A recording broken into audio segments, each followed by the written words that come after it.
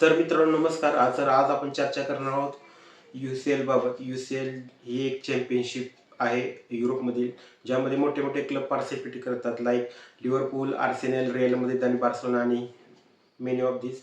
तर त्याचा आता ग्रुप स्टेजेसच्या मॅचेस तर कंप्लीट होत आल्यात आणि त्यामध्ये आपण पाहू शकतो की ज्या टॉप 8 टीम होत्या त्या क्वालिफाय झाल्या आहेत, like Bayern Munich, Arsenal, Liverpool, Tottenham, Sporting CP, then Manchester City आणि बाकीच्या टीम क्वालिफाय झाल्या. त्यानंतर ज्या टीमा 8 नंबर नंतर 24 नंबरपर्यंत होतात त्यांच्यात आता प्लेऑफचे सामने होणार आहेत. तर त्यामध्ये प्लेऑफमध्ये ग्लॅटाग्लियासरे विरुद्ध जुवेंटस, देन डॉर्टमंड विरुद्ध अटलांटा, मोनॅको विरुद्ध PSG, बेनफिका विरुद्ध रिअल माद्रिद. आणि ही जी मॅच आहे ना, बेनफिका विरुद्ध रिअल माद्रिद, ही आपण सुरुवातीला देखील ग्रुप स्टेजमध्ये पाहिली होती आणि याचाच रिअल माद्रिदला फटका बसला. ते मॅच हारल्यामुळे त्यांना आता प्लेऑफच्या मॅचेस खेळाव्या लागत आहेत आणि त्याचा फायदा मँचेस्टर सिटीला झाला आणि ते क्वालिफाय झाले.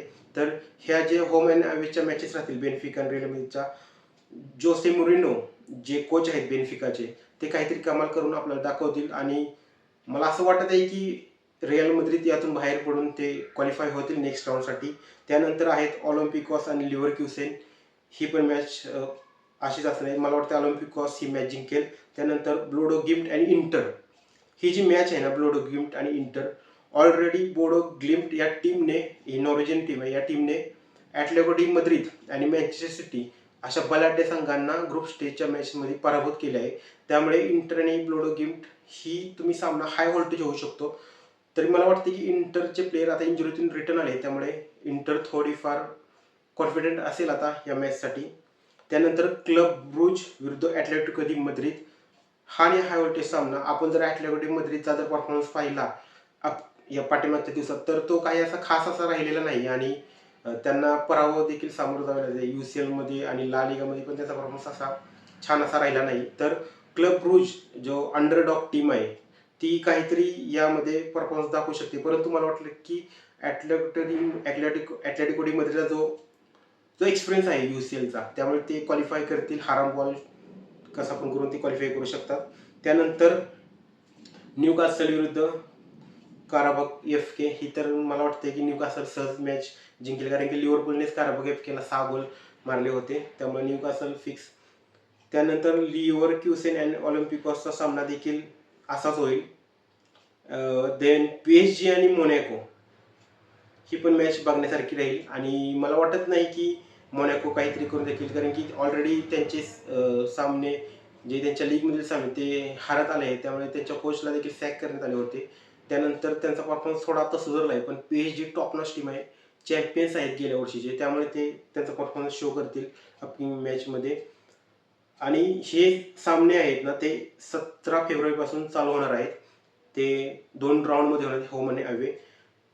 आणि ह्या मॅचेसचा आनंद आपण लुटू शकता आणि ह्या मॅचेस झाल्यानंतर राऊंड ऑफ 60चे जे पुढचे जे हे आहे ते फिक्चर्स येतील, त्याचा ड्रॉ येईल. त्यानंतर आपण त्याच्याविषयी चर्चा करू की कोण कोण क्वालिफाय झाले.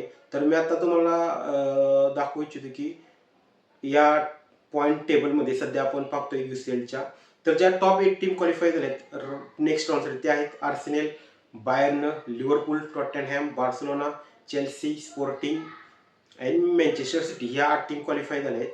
जर आपण स्टॅट बघितले या वर्षीची UEFA चॅम्पियन्स लीग ग्रुप स्टेजचे, तर यामध्ये किलियन एम्बाप्पे जो रिअल माद्रिदचा प्लेअर आहे, तो ॲज अ स्ट्रायकर हा हायेस्ट गोल स्कोरर आहे. त्या खालोखाल बायर्न म्युनिकचा स्ट्रायकर हॅरी केन, त्यानंतर मँचेस्टर सिटीचा प्लेयर अर्लिंग हॅलंड अँड न्यूकासलचा प्लेयर अँटोनी गॉर्डन 6 गोल सकट त्यांच्या पाठोपाठ.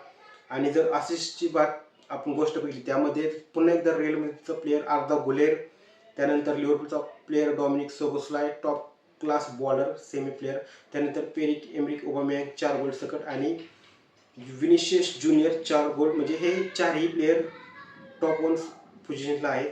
त्यानंतर अचरफ हकीमी 3 गोल, कार्लोस फोरबास 3 गोल, फेर्मिन लोपेस 3 गोल, गुतिली 3 गोल, हा PSVचा प्लेयर आहे. आणि त्या खालोखाल भरपूर सारे असे प्लेयर आहेत, VVD वगैरे आहेत, त्यांनी 3-3 असिस्ट दिले आहेत. तर हे होते ग्रुप स्टेज आणि प्ले ऑफच्या संदर्भात UCLची माहिती. आणि आता काय झालं की जो जुना फॉर्मॅट होता ना, तो रिफॉर्मॅट करण्यात येईल, न्यू फॉर्मॅट. त्यामध्ये 38 टीम होत्या, त्यातून आता या 24 टीम पुढे आता खेळत आहेत. या 24 टीममधून नंतर 16 टीमच खेळणार आहेत पुढच्या स्टेजसाठी. आणि यात कसं की खूप साऱ्याच्या मॅचेस होणार आहेत, त्यामुळे याचा फायदा नक्कीच UCL आणि टीमला मिळणार आहे. ज्यातून जे पैसे जमा होतील ते प्रत्येक टीमसाठी मिळतीलच आणि मोठा असा नफा प्रत्येक क्लबला मिळेल. आणि ही जी चॅम्पियन स्पर्धा होती ना, म्हणजे त्याचं कॉम्पिटिशन खूप सारे असते. तुम्हाला असं वाटतं की एखादी टीम लीगमध्ये चांगली करायची, पण ती UCL मध्ये सेम टाइम चांगली करू शकत नाही. आणि जी टीम UCL मध्ये चांगली करत असते ती क्लब लेवलला अजिबात चांगली करत नसते. तर यावर तुम्ही बघू शकता की कॉम्पिटिशन किती आहे. आणि आता फेब्रुवारी मंथ चालू आहे. फेब्रुवारी नंतर याच्यामध्ये खूप अशी कॉम्पिटिशन निर्माण होईल लीगमध्ये, जे डोमेस्टिक कप वगैरे चालू आहे. त्यामुळे सगळीकडे असे खूपच स्पर्धा राहील. त्यामुळे मॅनेजर खूप प्रेशर राहते की जे टुर्नामेंट ते कसे हँडल करतात यावर सगळे असे अवलंबून आहे. तर यानंतर पण मी व्हिडिओ अजून आणणार आहे की राऊंड ऑफ 60चा ज्या टीम या प्ले ऑफमधून क्वालिफाय होतील, आपण फायनलपर्यंत पूर्ण जजमेंट घेणार आहोत याचे. मी तुम्हाला फायनलपर्यंत पूर्ण माहिती पोहोचवत राहू. परंतु सध्या हीच माहिती होती UCLची. जर तुम्हाला अजून काही माहिती हवी असल्यास आपल्या चॅनलला नक्की सबस्क्राईब करा, लाईक करा आणि अशाच व्हिडिओसाठी आमच्या बरोबर राहा. जय हिंद, जय महाराष्ट्र, जय कोल्हापूर, जय फुटबॉल.